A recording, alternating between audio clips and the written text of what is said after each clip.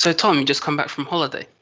Yeah, I have. I spent a week, not even a week, 3 nights away with my parents. This is the first time we've been on holiday together in 5 years.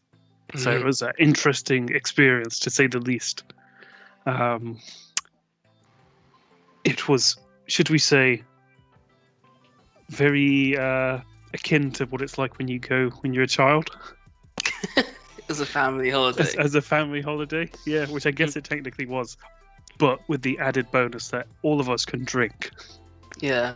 So we had a couple of messy nights, which was good fun. But nothing I want to get into just right now. Maybe in a bit, if we get one of the topics that I added earlier on, then I will go into it a bit about the whole COVID and how this is sort of affecting holidays in general. But yes. Let's kick this off. Welcome back to What's the Logic in That? This is episode 9. Thank you very much for joining us. I am Tom. And I am Dean. Yes, so let's get that spin wheel up and let's see what we've got today. First time in a while, I will admit, I've added a couple of topics myself. Very proud of myself for that. Yes, pat yourself on the back. Yes, thank you, me. Here we go. What's the first one of the day? There's no such thing as pear cider. Yes, so this is one of the things I discovered whilst I was away. But apparently, what we have as pear cider isn't technically cider. It's fermented pears, but it's actually called perry.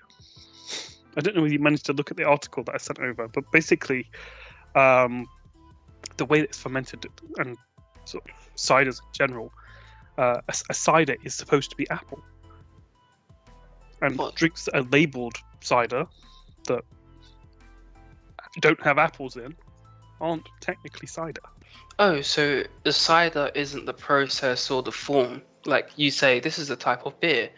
No, so cider is only for apples. Yeah.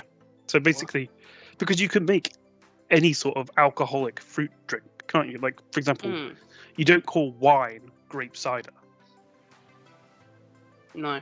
But the process is like, all you're doing is you're fermenting grapes so that they release alcohol. Special types of grapes. But that's the idea, is that you ferment them and then they release alcohol from the sugars. So what is a perry? A perry is a fermented pear alcoholic beverage. Now I'm confused. Now this is unlocking questions. Then what? So is a perry only called perry because it's pear, or is it just any? What? Yes. So ciders are only apples. Perry. Then what about the other things that call themselves perries? They're not perry. So like mixed fruits, right? We talk about Copperpig here, but I mean it could be any sort of mixed fruit cider drink. Isn't technically a cider to an extent, because it doesn't contain. Well, I mean, it might contain some apples, but it's not like all apples. So it has no name. It's kind of like an alcopop, I guess. Like. So you just call it? Oh, here's an alcoholic fruit beverage. Yeah, exactly. Unless they have like specific names for those, this combination of berries is, berry alcohol. I don't know. I really wish like they were assigned a random letter. So apples, because they're given A, were given C. So it's 2 letters down. See where I'm going? So pears. I don't even know my alphabet. What's 2 letters down from P? Oh, why did you have to bring that up? Like, let me write A, B, C, D, E, F. It's R, isn't it? H, I, J, K, L, M, N, O, P. Q, R is 2 letters down. S, T. Yeah, so it's here's a pear rider. Here's a pear rider. Yeah, everything that goes 2 letters. So if you've got some banana in there, you've got an either. And that's the rules. And if you're starting with something that's going past Z, you go back around. You just loop it round. Yeah.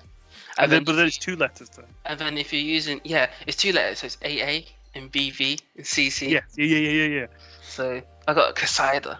I got a cider. I think that actually works better. I want to start a company now, and I'm going to do this. I'm not going to make any cider. No, you're going to make alcoholic fruit drinks with Yes.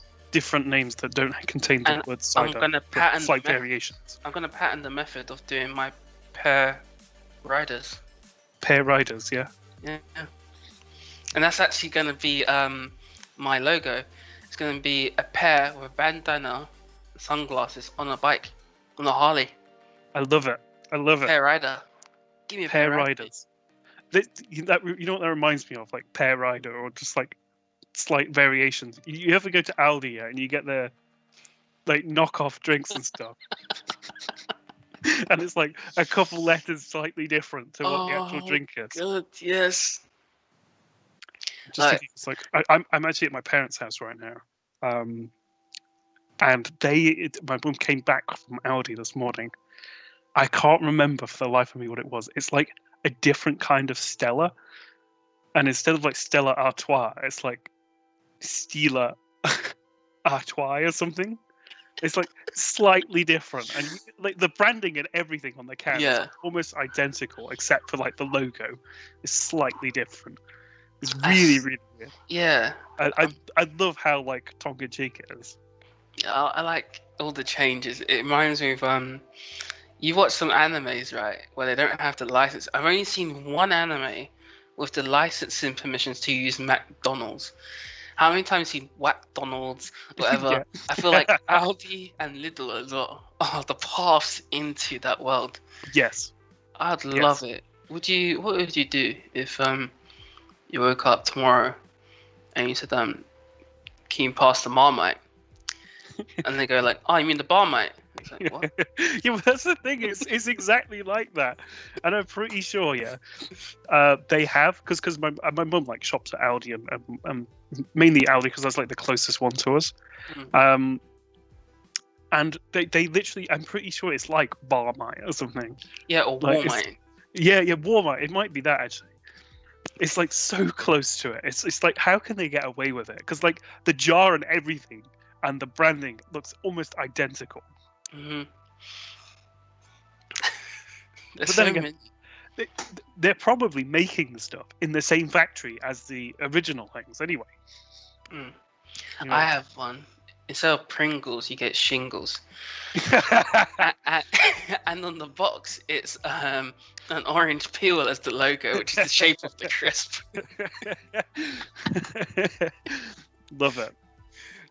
Good. So, on this whole branding thing and companies reselling things for cheaper, somebody who I used to know, their wife actually worked as like a brand agent type thing. So she'd buy things in for Tesco and stuff. And basically this is about baked beans, right? Tesco Value baked beans are made in the same factory as Heinz and then just rebranded afterwards, but they're like 50p cheaper. And they got like less sugar or exactly the same recipe. Are you It's serious? just a different label on the can. Blasphemy. That it tastes different though. I don't know. I think she mentioned like maybe it was like the offshoot, so like the stuff that wasn't quite deemed up to the quality of like a normal Heinz tin would just be offloaded instead of like getting rid of it. They just put it in a Tesco tin or Morrison's tin or whatever, and then just sell it as own brand. Okay, Dean. Let's move on to the next topic of the day. Let's pull up that spin wheel and see what you've got ready for us. Mm-hmm. Something interesting, hopefully. Something not based on a Wikipedia article I found at 3 a.m. Something not about beans or my pear riders. Yeah, pear riders. Pear riders available via Uber. Yes. There we go. It's all linking together. Okay. So, food, something that you love to eat but hate to prepare. So again, this is something that I was thinking about a lot yesterday, because I was going to make a lasagna, and to me, when you make a lasagna or any sort of dish that has a bolognese sauce in, right, I hate like just whacking something together in 20 minutes. If I'm doing it, then I'm going to do it right. And then that takes, it's like an all-day sort of thing, having to do it. And then sometimes I'll make fresh pasta as well for that. Yeah. And to me, I just hate doing it, like with pre-done sauce, jar sauce and stuff. So, It's not as good. And then from that, it gets to the point where if I'm going to make lasagna from scratch, right, but I'm going to use the other, like jar sauce, jar white sauce, whatever, pre-done stuff, then at that point, it's just sort of like, well, I just buy a microwave one or something that I can just stick in the oven because it's going to achieve a similar result to just using the pre-done sauces. For me, it's almost a lot of any set meal because I don't have a dishwasher. So yes, I have to. So the idea is, whenever I prep a meal or something, I got to make sure I'm not hungry in between.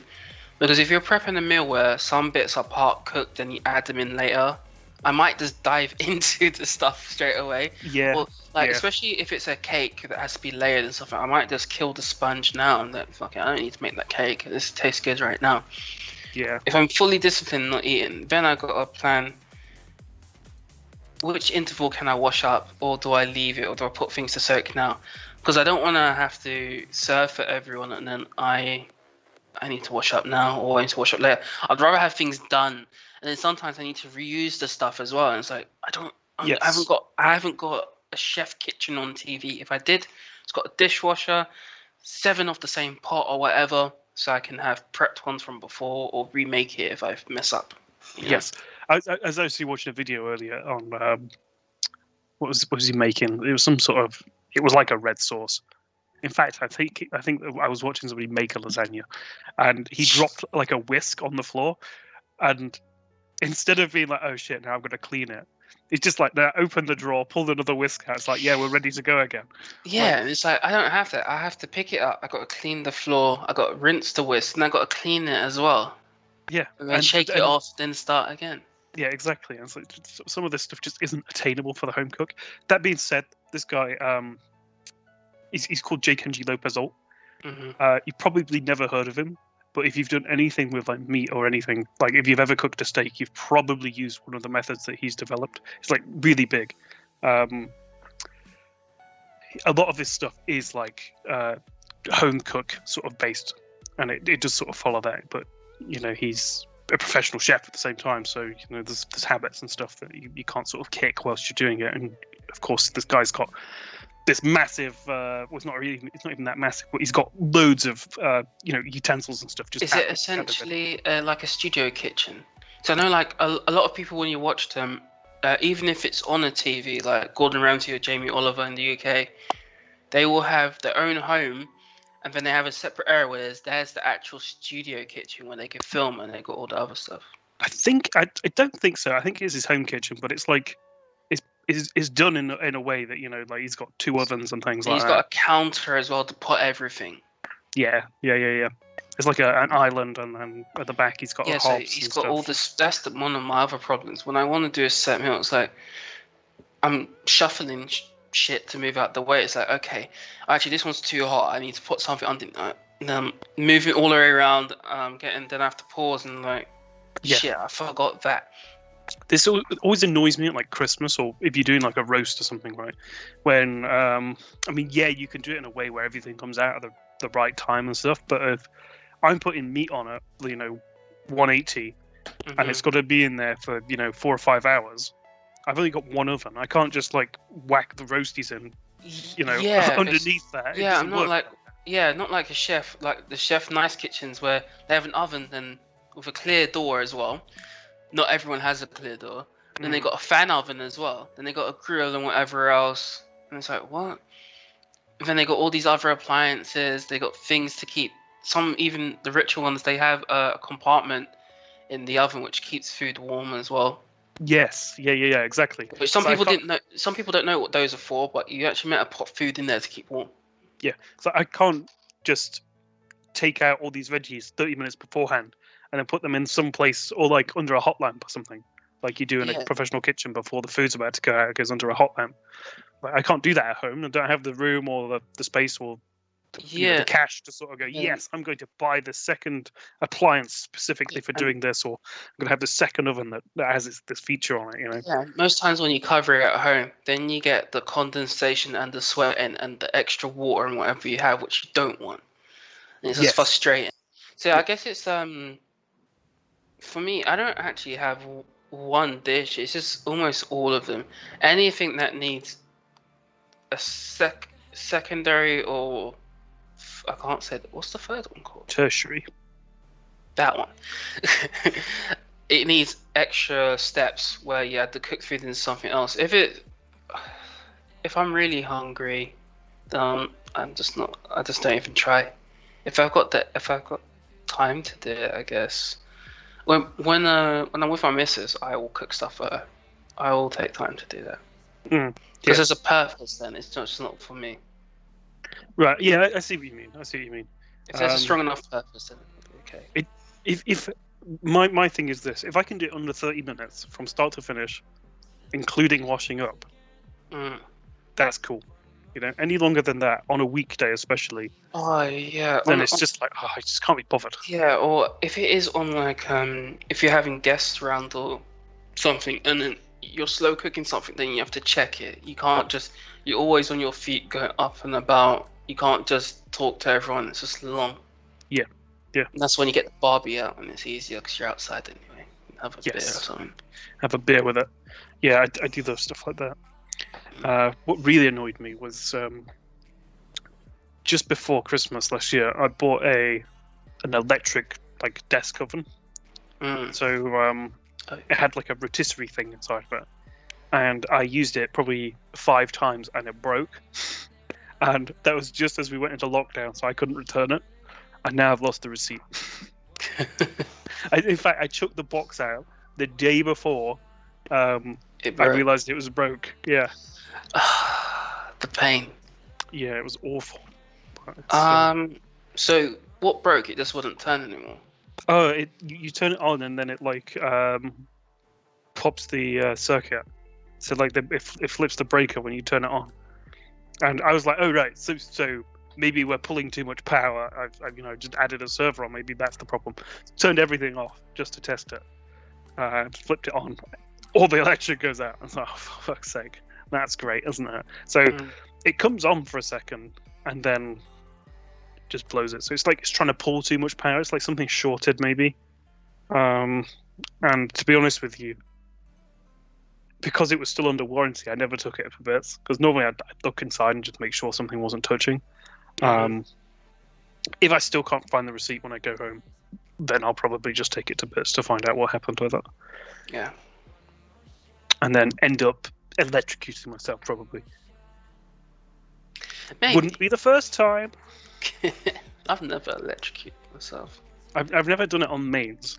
I know somebody who has, and apparently their arm went numb for like 20 minutes. That's dangerous. Yeah.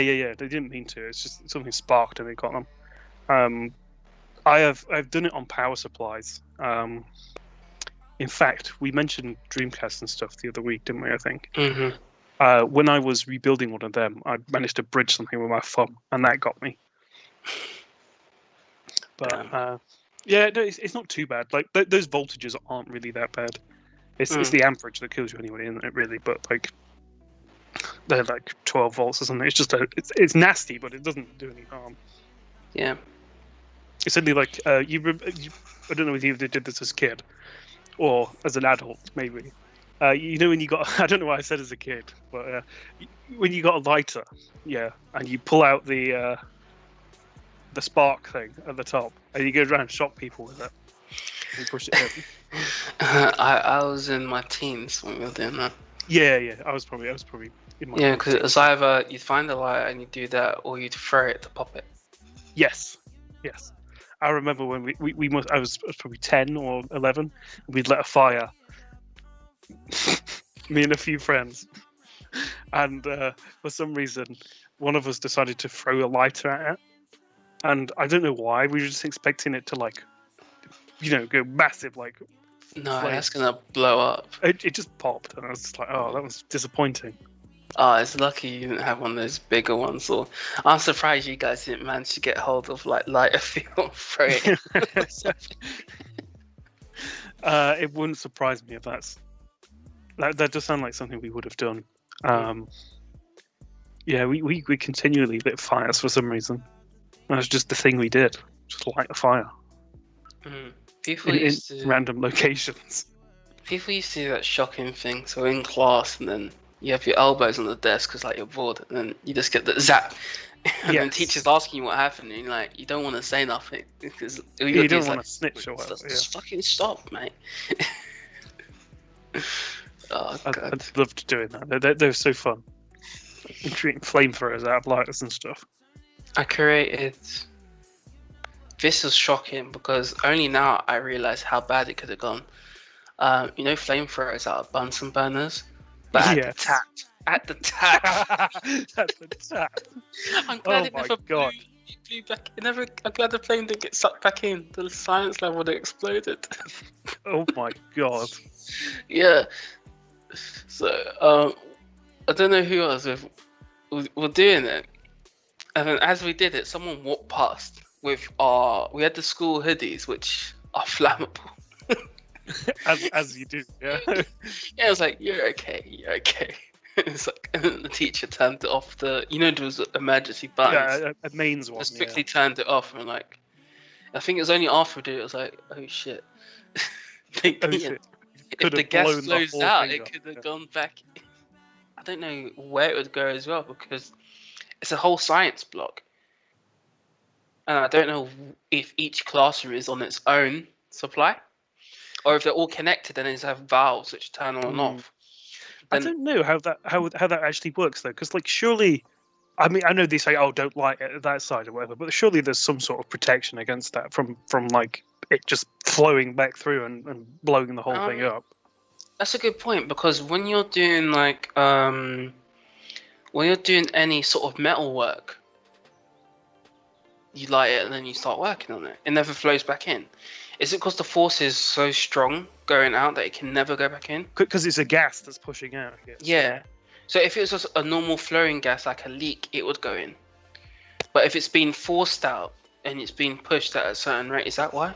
Because it's pressurized. Maybe that's why. So if it's like this normal, like this, like a normal wave, it'll catch. But if it's being forced in one way, then it'll go that way. Because the other side of that as well is if you've got a Bunsen burner connected to it, it's just a rubber pipe that's just extending where the gas comes out of, really.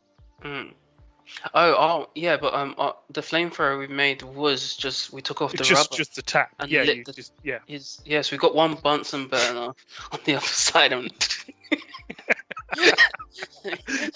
the flame was the flame that we had. We turned off the tap after because we didn't know what was gonna happen. The flame, it reached the end of the flames, which weren't lighting stuff, but you could feel the heat.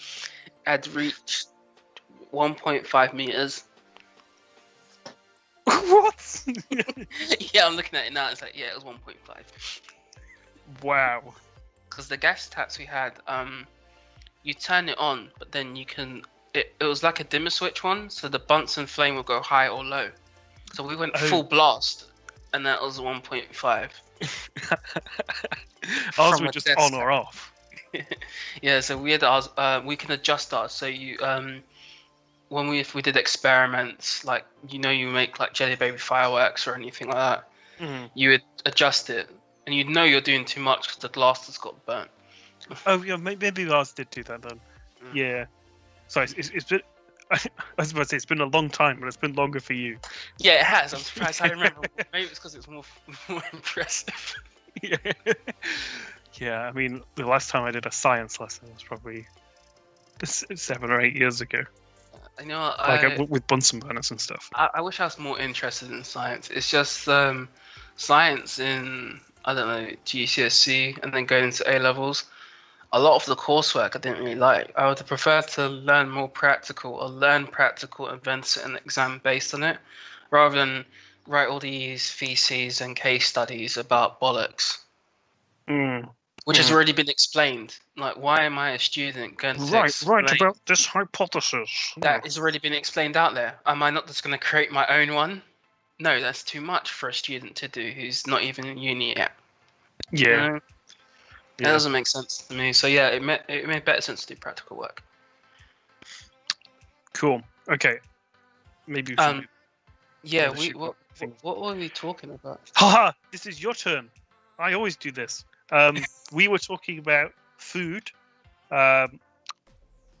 Something. Don't bother about preparing it because something. I have it. Something we love to eat but hate to prepare. Yes. Yours is lasagna. Yes, mine is lasagna. And mine is anything. Cool. Let's move on. Let's get that spin wheel back up and see what else is on next. What are we talking about now? Topic number 3, right? Topic number 3. What have we got? Interesting. Where do you next want to travel and why? I'll let you kick off on this. I will say though, I mean, when I added this in, I meant like holiday destination, rather than that's what essential seeing people. Oh. Yeah. Yeah, because if you meant like practical, I was going to say home. To leave my studio in this office. No, I've been... Honestly, I really want to go to Japan so bad right now. Japan, for personal hobbies and stuff, I love anime. I love anything to do with robotics, and I see a lot of stuff in Japan, even for their trains. Like I saw it on. Yeah. I saw this on Top Gear. I think it was Hammond, and this was back when it was the good old days before Clarkson and this nonsense got them off the air on BBC, and they went to Amazon. I think it was Hammond and James May versus Jeremy Clarkson in the Nissan GTR when it first came out. Yep. And then they got onto the train, and James stayed on the wrong side, and the train split off. This train split to go 2 directions. I thought, what? I knew about the bullet train stuff, but the trains can actually split off and then go different directions afterwards. That was amazing. I want to know more about that. I get it's probably pretty easy if you speak Japanese and stuff. Or if you watch them, but you'd get confused because you have to remember your cart number and remember this one does not split. So this happened to us whilst we were there. I did, yeah. So in Tokyo, they have like several different lines, like we do on the underground, right? Just imagine that you're on the circle. Well, actually, you know what? It's actually pretty similar to the circle line. Just imagine you're on the circle line. All of a sudden, it's like half of it splits to Hammersmith and City, and the other half like carries on. Yeah. It's a bit like that. It's very interesting. The way that they have all their stuff set up is like so much better. Like, actually, well, I mean, I say that now. I was going to mention like the Susha things. So it's basically like an Oyster card that sits on your phone that you can pay for stuff with. Yeah. Whilst you're in the stations, and we kind of have that now with Express Transit. Now that's come to the underground where you can just use your phone. But I feel like this worked better. So you take your phone, you install this app called Susha. There's an English version of it as well. I say Susha. I have no idea if that's how you actually pronounce it.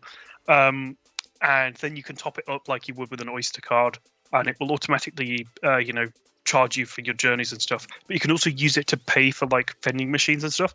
And the big thing, in Japan is like all the vending machines that you have at the station. So you can buy bubble tea, normal drinks. You can buy food. You can buy pretty much everything from them. You can even buy booze as well. So we developed a little game because they're so quick and stuff. It was, and the trains are so efficient as well. So each station, you probably get 20 seconds to get on and off, right? So the game that we devised up was, can you get off the train and get something from the vending machine and back onto the train before the train leaves? And I think I did it in like 12 seconds from start to finish, like running off the train, going to the vending machine, and then back on again. And Japanese people just like... For real? Yeah, like, oh, look at this tourist. He's clearly a tourist. Look at this foreign. Look at this idiot. He thinks he's clever. He thinks he's clever by doing this. Talking about those cars, they had them when I was in Taiwan. My missus gave me this themed card. So it had you can have different themes on them as well, different like whatever like we get with Visa cards. So this one had Doraemon on there, and I was using it for travel, and then I could use it in the 7-Elevens too. And you just top it up. Yeah, pretty cool. It's a really interesting system. I wish Oyster sort of worked like that, where you could actually, outside of just travel, you could do that as well. Because imagine if you were if you had kids, right, and then you could give them like a daily allowance of £5 so they could get. Yeah. Also, that is a big prospect because this could work into the government getting some funds back, then becoming a sort of personal bank like Monzo, and then also tying in for parents where you have the school meals and the IDs and everything, and then you can track where your kids are as well and everything like that. This could be one solution. That would be great. Yeah, because you could roll that out across the country in schools. They can pay for meals with it when they get to school. It's like serves as, like you say, like an identity, and they can use the trains as well. I guess the problem with that at the moment is because all the railways and stuff are privatized. Yes, it would be getting everybody on board. That would and also the track record with data security. Yes. Yeah, it would have to be under a national control. Yeah, national control, or each I guess borough be privatized, so that it would only be if Westminster was caught, it wouldn't affect anywhere else. Yeah, well, yeah, I guess so. But like again, it would have to work interoperable. There'd have to be some form of interoperability to get it to work outside of the boroughs. I don't know. It'd be strange, but it'd be interesting. I know right now you're not all about you're not meant to be touching and stuff, but it'd be cool if even if you lost your card, what if you could do it like with like Monzo and other banks? You can cancel your card if someone found it, or you go to a machine, you can reactivate it any time, or you can see where it's last been and approve, yes, this was me or this my child. Even for parents, you're like, can you imagine, like, you find out your child's about to go somewhere, and he's like, I don't approve the journey, and they're not allowed to go through. Yeah, they could cancel it. So, when they get off, it would send But I guess this is like against. I guess it can go too far and be against free will and stuff, because you can track anyone. You can stop. The police will take data and stuff. But that's too. To an extent, this is already happening, right? Yeah. So, like on TfL, you can on their app, you can see your recent journeys. And you can where you've tapped out. Yeah, and that can be used in police evidence. Oh, it was here. Your last journey, say you won. Yeah. And that isn't protected. The TfL stuff can be viewed by anyone, if needed. I guess it's not going to be protected like Apple security, whereas like not even government agencies are allowed. Yeah. Anyway, near it. Yeah. All it takes is one bad egg, or like somebody at TfL to go, yes, government, here you go. We're going to oblige. We're going to give you everything that you need. Here's your backdoor. That links into people's bank account details, what they're using for the card, their email address as well. Yeah, I'm not saying TfL do that. I'm just saying that there's a genuine possibility that could happen. Yeah, and if you used it like you're tracking down a criminal, you could find out their patterns. Yeah.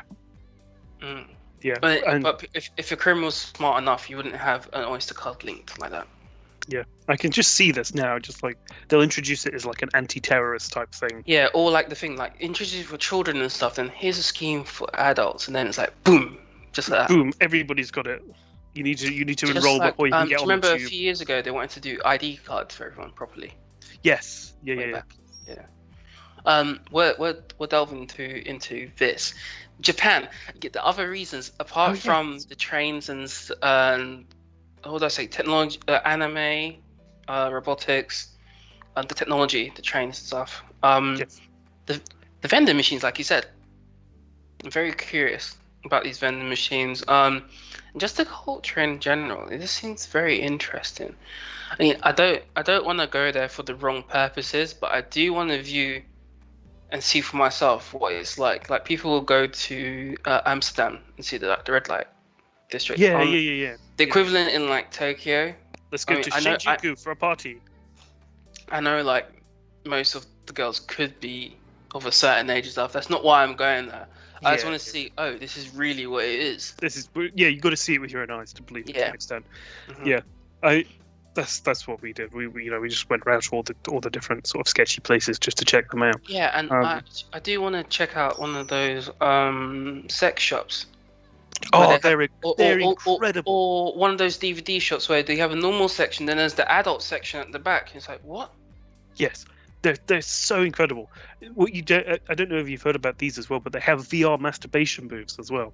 No, I've heard about video booths and stuff where you can go in and watch whatever you want. Or there's like the manga booths where you can go read manga or be on a PC and chill until so much in the AM. I mean, they have one in the UK in London. So there's one in central London where you can go in, book a room, and then stay there until like 4 AM. Did they let you crank one out? Provide tissues? Probably. They probably wouldn't approve of it, but seriously, like these purpose-built places where the whole thing is you go in, you pick your movie, or you pick your VR film, and then you have your own private room for 20 minutes. I feel like crank one out. In Japan, there's big business in that. Cause I think they did something. I don't know if it's a documentary or YouTube vid about relationships, and young couples can't really do stuff they don't.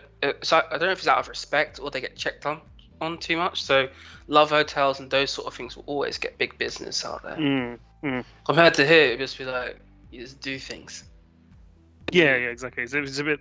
I don't know, because in some regards it's more taboo there, and then in other regards it's more taboo here. Like, because you wouldn't see multi-story porn shops in the UK realistically. And especially when they've got like all these toys and stuff on the side. I mean, you've got stuff like Ann Summers, but it's not the same. Yeah, and if you like caught watching porn in your home, it's like, I mean, people won't be that crazy, but if you got caught in Japan, I guess it's like your family, like, what are you doing? And you're like, oh shit, it'd be way worse. Apart from Japan, I do want to go Australia. I'm scared of the animals. I'm not scared of every animal. I'm just scared of the potential dangers, because I can get used to certain environments, but Australia has so many creatures which potentially could cause you harm because you are bothering them too much, because you're in their way. I'm not saying that animals should go. I'm saying you're in their way. It's like spider doesn't care that you're there until you get too close or stuff like that. New Zealand. Yeah, I want to really go to New Zealand. I want to go to Hobbiton. Yes. Just that. I don't care about anything else. I just want to get off the plane and go to Hobbiton.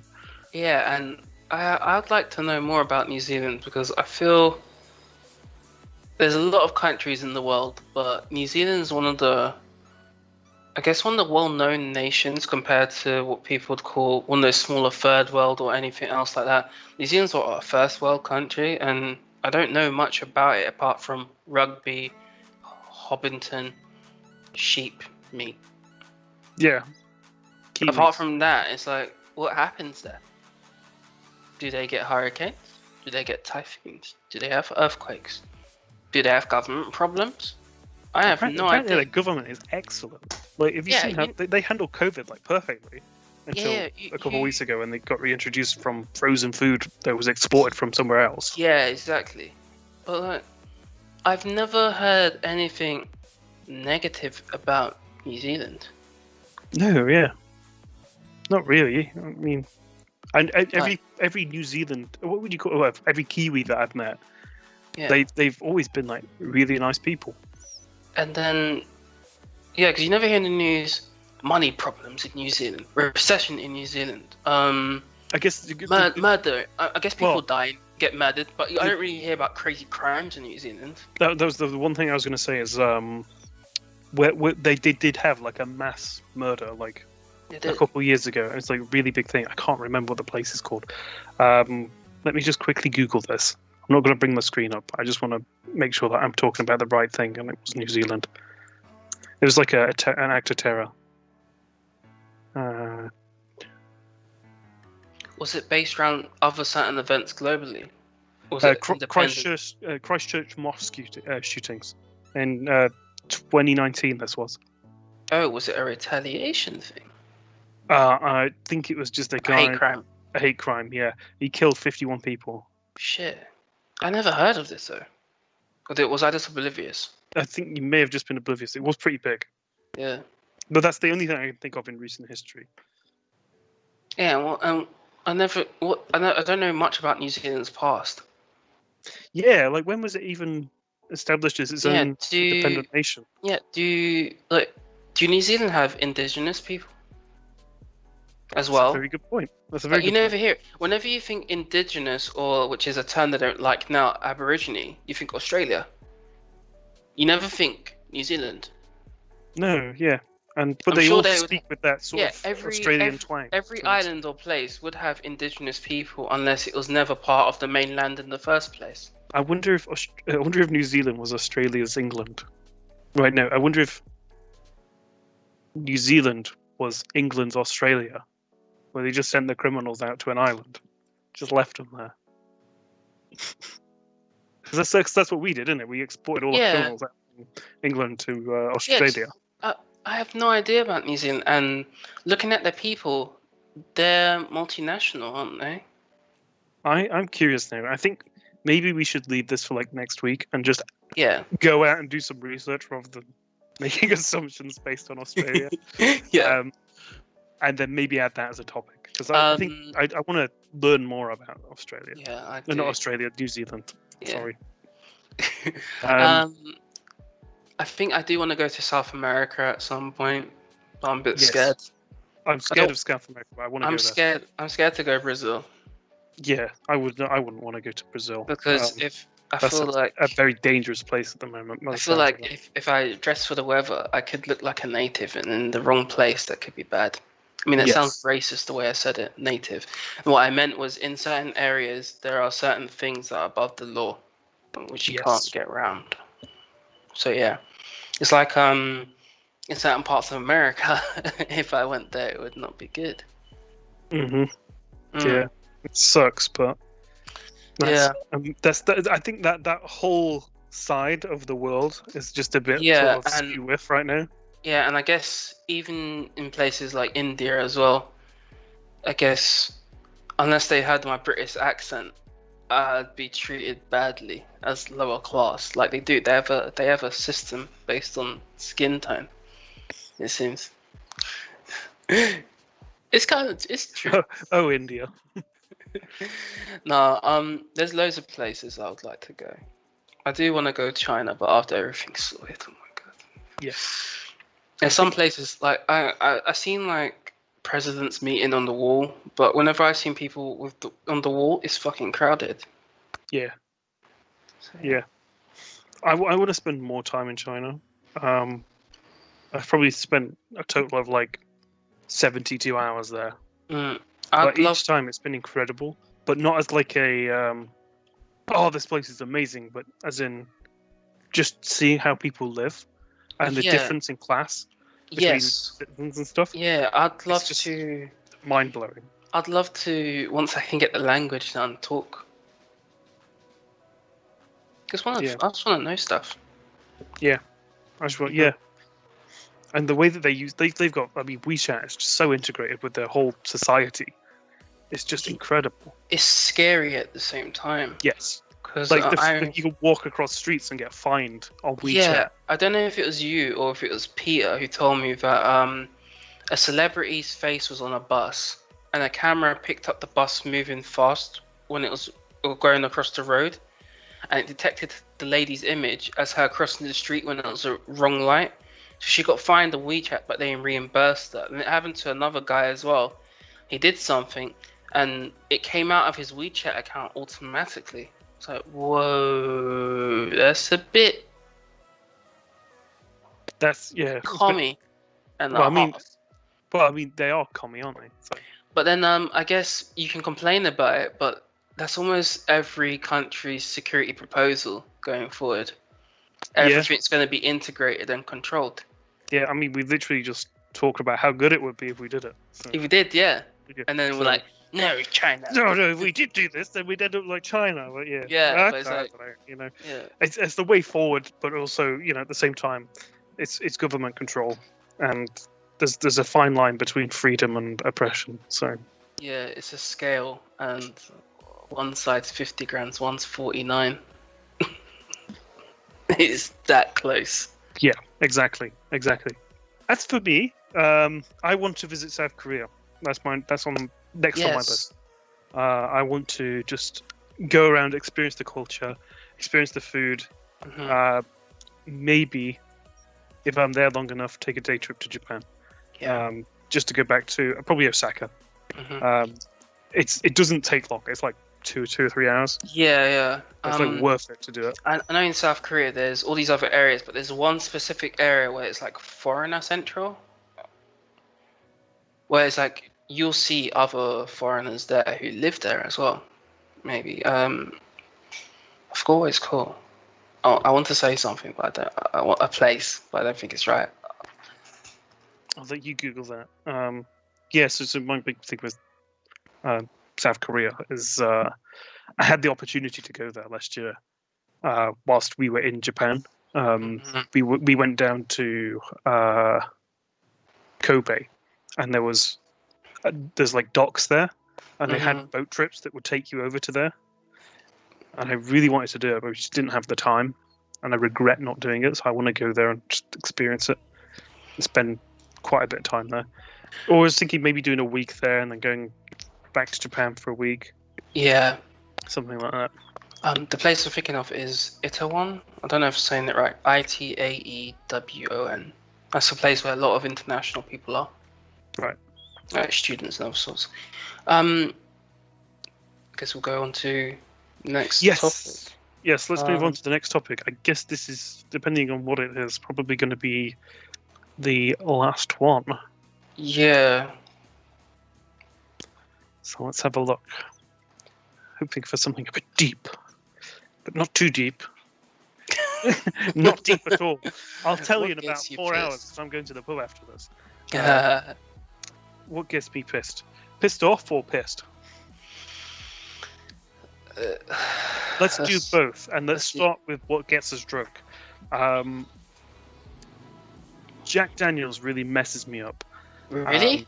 Yes, I can't stomach it. It makes me feel sick. As a session drink, I will drink Corona or Sol or something like a Mexican beer. I can sip at that all night.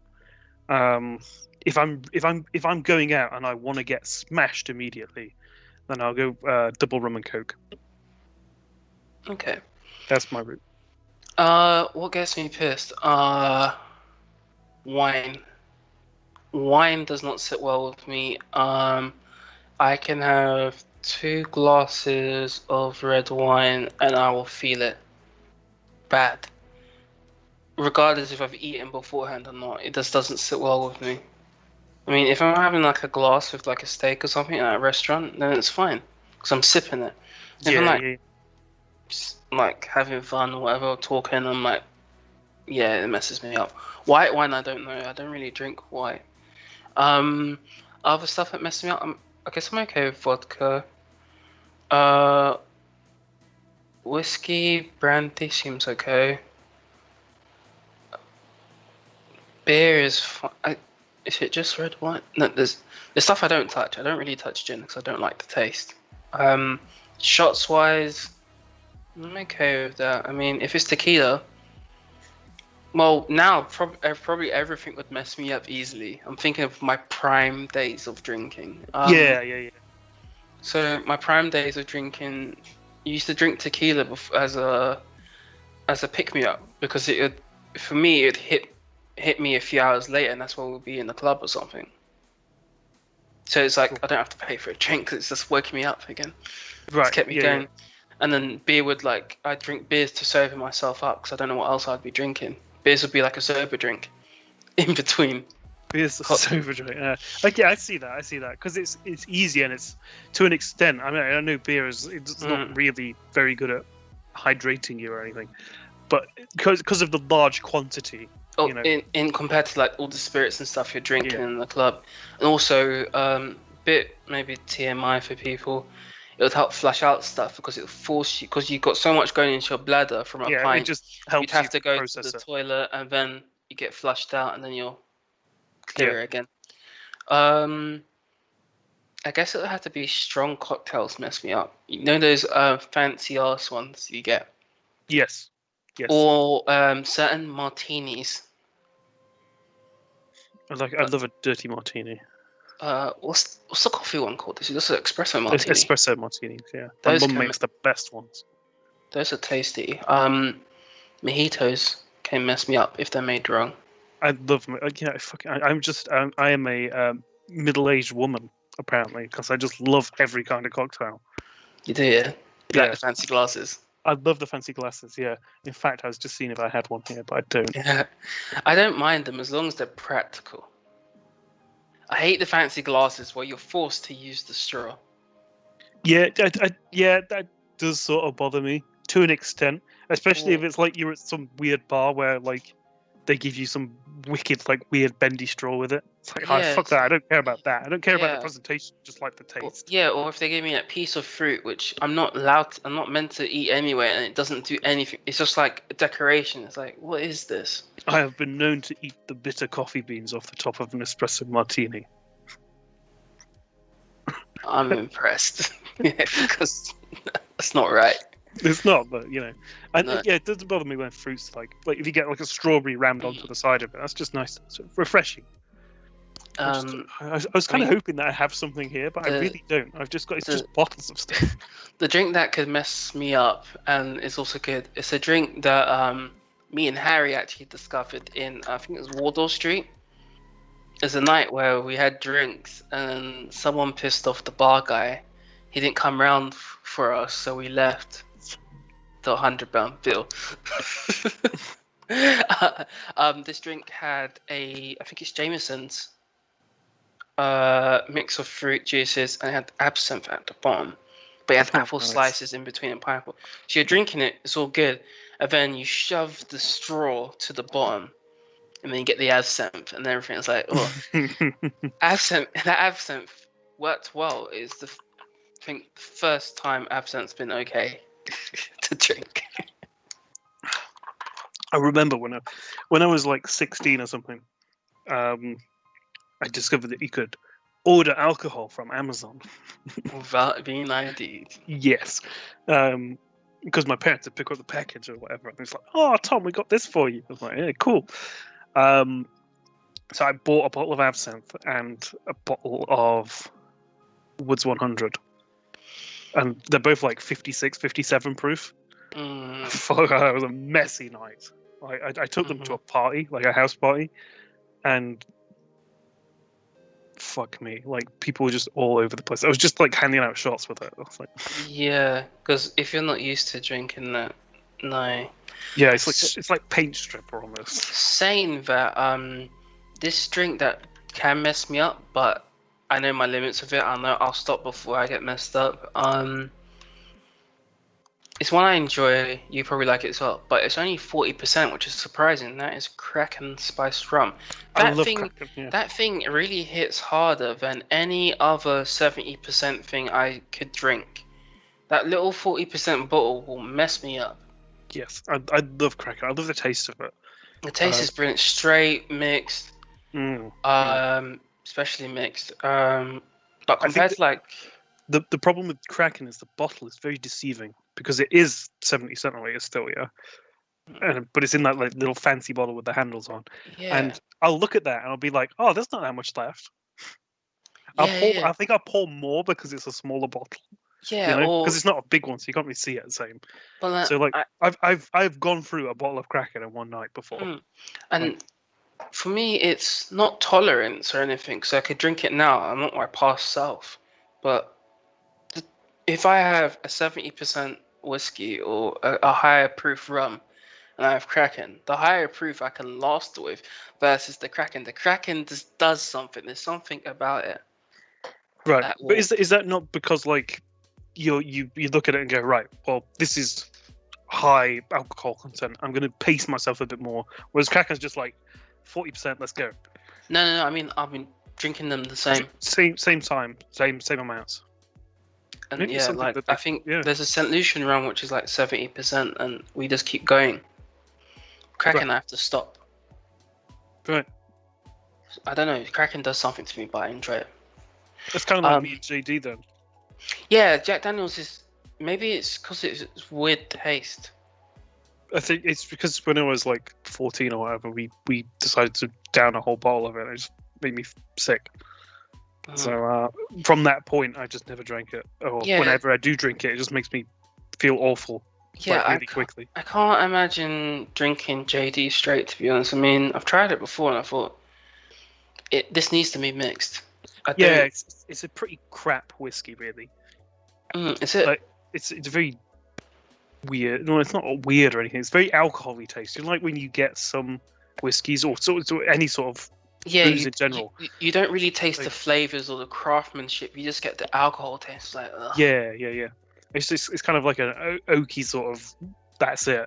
Whereas like, some whiskies and then some decent ones like. You can sort of taste the smokiness and or like the taste of the barrels.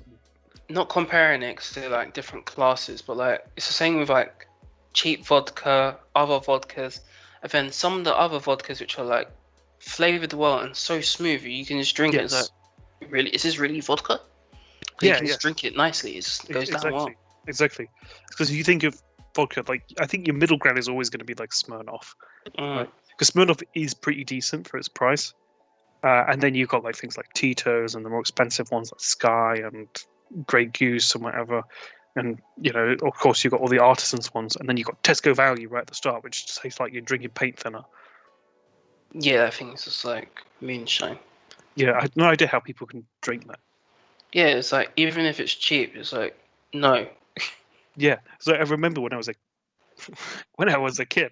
We talk about alcohol for 10 minutes, and I keep on saying when I was a kid. Tom Secrets.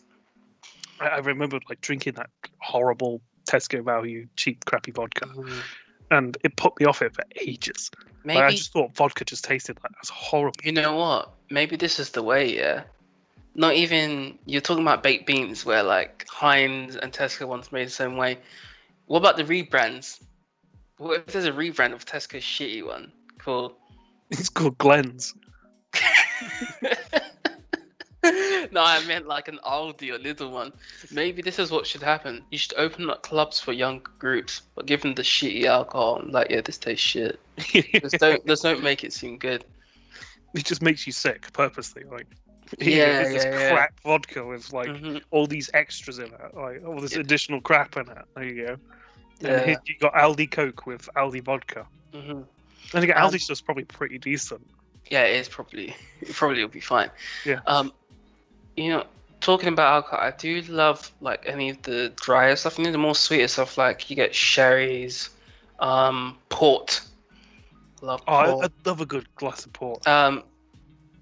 Is it vermouth Bianco or Bianco vermouth? White vermouth, yeah. Yeah, I had a bottle of that, and I think it stayed too long, and it got sweeter over time. So yeah, it was Martini Bianco vermouth. So normally it's meant to be like a clearer color.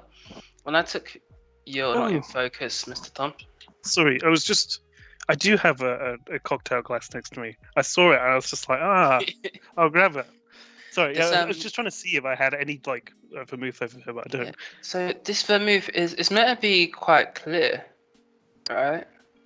So I had the clearer bottle, and then this thing changed color. It looked like more of a white wine afterwards, but it tasted so much better. I don't know how long it had been sitting there because it was open.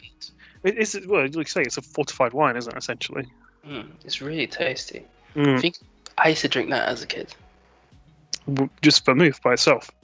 Yeah, I think it's vermouth Bianca. Yeah, I just pour it out for a little cup, little small green cup or something, and drink that. Nice. I think my go-to thing as like a 12-year-old who's starting to drink was probably WKD Blue. Really? Yeah. That crap, which makes you think, because it's kind of like drinking Red Bull, isn't it? There's sugar in it. It's awful. So like going back to it and like drinking it as an adult, I can't even. I think it's so sweet. What my mum and dad used to let us do, they wouldn't buy us shandy. They would make us shandies. Yeah. So it'd be, I think it was Carlsberg. It was the gold Carlsberg tin, which I don't know if it's out still, and the burgundy strip on it. But Carlsberg, a gold tin. not the green Carlsberg, a gold one. I don't know what that is. Let me have a quick look. So I Yeah, feel gold Carlsberg tin with burgundy on it. So that's what we used to have. And then Baileys, we're allowed Baileys because that's more of an Irish yeah, cream which you can mix into drinks. The kids can special have brew. that. Or like if most parents are going to be so against this. Like if your baby's crying and whinging for no reason, they're not hot, they're not hungry, no reason. Tip of Baileys on the dummy in the mouth, all sorted. Yeah, because we used to have. My dad used to make me shandies and stuff. Mm, But we used to have hot toddies. hot toddy. Yeah, and I can't even remember what's in it now. I just remember them being called hot toddies. It's like I know it's whiskey, but it's like warm. Oh, It's supposed to be like a when you're cold drink to warm so you up. I see what you mean. Yeah, we Let me had see if I can. there's I think there's Harvey's Irish Cream, but I don't think it is it Harvey's. I don't actually. Yeah, hot toddy is whiskey with water and honey, Yeah. always warm, and lemon as well. I think we used to have in it. You were So thinking about special brew before, by the way. special brew. That was it. Yeah. Carlsberg special brew. So the one we had, which would warm us up, which we were allowed as well, was Harvey's Bristol Cream, and it's not actually a cream like Bailey's. I'll quickly show you, Tom. Right. So that's actually what it looks like. Bristol's cream, not Irish cream. Bristol cream. Do you see? It's a sherry. Oh yeah, I see. Even though it's called cream, it would Yes. make you think of like a Bailey's, but it's not. It's not like an Irish cream, normal Bailey's. It's just a sherry, and it's really nice. Right. Yes, I feel like I have seen that before, probably around this house somewhere. It's a nice blue bottle. But yeah, Mm. that is delicious. Yeah, as a kid we started off with that, and WKD and stuff were just those like hamper alco pops you just have. You just drink them whenever. Yeah. You know what I do like though, that I only really recently discovered in the last year or so, Smirnoff Ice. I really love that, especially when it's like ice cold. What? I never had it before until like a year or two ago. With Smirnoff Ice, I love it. Wait. I know it's like a teenage girl drink, but it's fucking amazing. You don't know what I mean, or do you know what I mean? And you're just trying to. I think I know what you Embarrassing. mean, but I'm just trying to Smirnoff Ice, that little bottle, Yeah, the like bottle, and it's like lemony. coloured. Sorry, This no, is- it's white. It's white. Sorry, that's what I meant to say. I just couldn't think of another word. Smirnoff Ice, is it lemony flavored? Yeah, I think so. Yeah, those are my alco pop. That's what I classify as alco pops. Yeah, it's definitely an alcohol pop. Yeah. Yeah, you only discovered it. I used to love those, man. They go down Yeah. well, don't they? Yeah, that's what I mean. They go down so well. I can't even Like, tell. the first time I had one was like a year and a half ago, probably. Yeah, when they're chilled, mate. When They're they're so good, so Mm. good. Yeah, those are amazing. I love alco pops. They're looked down on, but like they're a decent drink. They're a decent starter, and I'd use an alco pop or like Caribbean twist. Like you see in Tesco Sainsbury as a mixer, so putting actual fruit juice with the other spirits. Yeah. Because they don't. There's not really much. It says 4%, but that's they're not a like real 4%, 4%. yeah. There's no way. Yeah. Even if I had a pint of that, there's no way that's hitting me like a beer. Yeah. You know what I don't get? Like, have you ever seen people, like, you go to a house party or something, and somebody's got a bottle of WKD, or like multiple bottles of WKD, and they're all warm. Right. You know, they bought them from the shop, and they're just, it's like, they taste disgusting when they're not absolutely freezing cold. So, yeah, warm is not right. But I thought you were going to go another way. I went to a house party when I was in my IT apprenticeship. So I was, 18? So at someone's house party. I know some of them were younger than me, yeah, but we went to the shop to buy alcohol. And they brought bottles of WKD and stuff, like giant ones. And that did them for the night. And I went and bought my vodka, my rums and shit. Yeah. So I got my bottle of rum, and I was drinking it and looking at me and like, what? I was so confused by the generation before, like that came after. I was like, really? This is what gets you done? This is it? This is the limit? And they didn't even finish the whole bottle.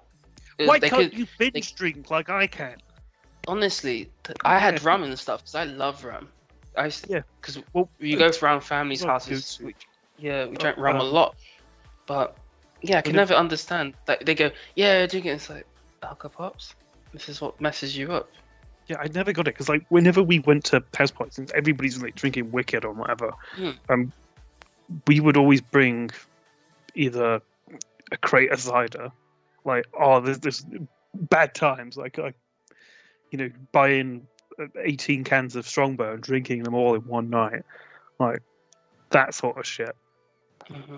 Or we'd buy bottles of Corona. Mm.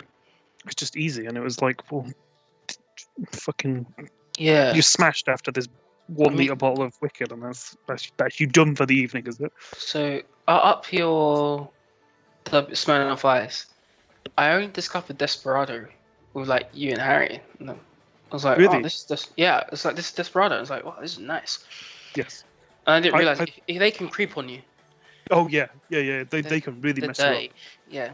I was thinking back. One of the early ciders I had, not my pear riders, was Woodpecker. You used to get the big bottle. Is it 3 liter bottle? Or is it 1.5 liter bottle? Is that big... like fucking what's it called? That White Lightning and stuff like that? Yeah, but Woodpecker was really good. They had cans as well.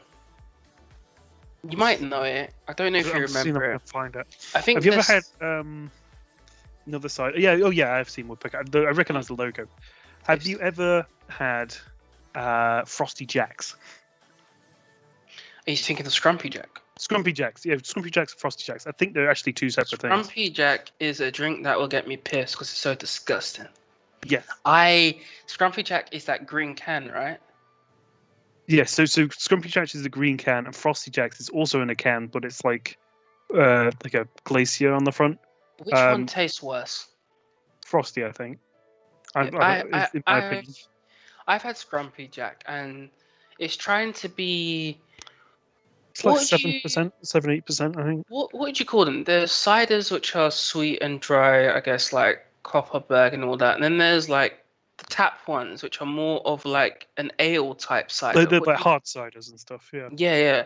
Scrumpy Jack's like trying to be a hard cider in a can, and it fucks up. This is not nice. Yeah. It ends up tasting like an alcohol pop to an extent. It's like this really. I always find them like Scrumpy Jacks in particular. It's very sweet.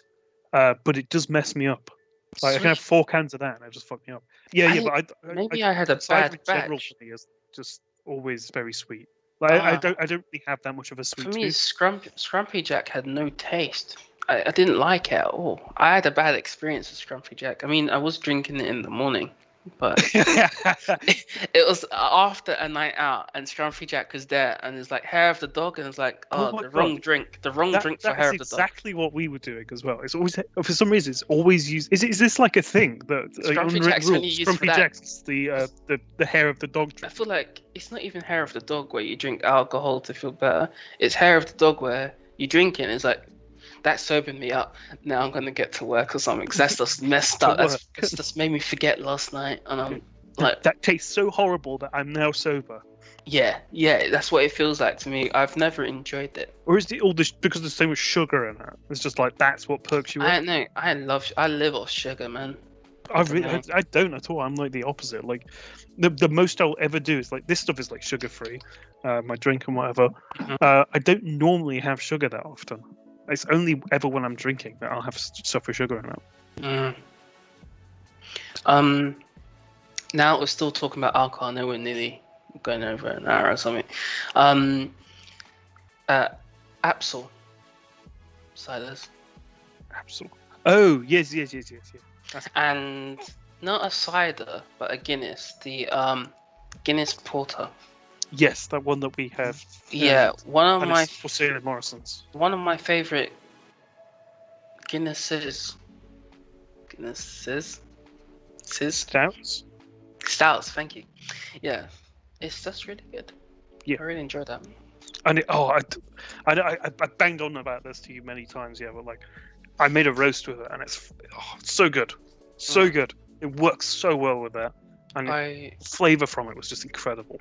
I really need to make a Guinness punch with it. It will work, but normally when we make Guinness punch, I've told you about it, we use condensed milk and mix it in. We use normal Guinness cans, but that Guinness Porter is such a nice taste, especially when it's aerated. And we had it in Well, they we gave had us it in wine those glasses. glasses, didn't we? Taste it in the bottle, and you taste it aerated. It's like the quality. Yeah, so having that in the Guinness Punch will make a big difference. So I think I might try that. Cool. I don't think we've got any more time for topics. So I think we are probably good to go. Yes. Yeah. Thank you very much for watching.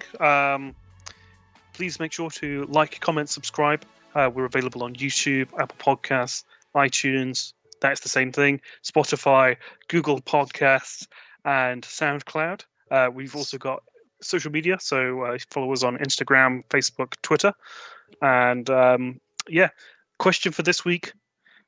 What's your favorite alcoholic beverage? What gets you pissed the quickest?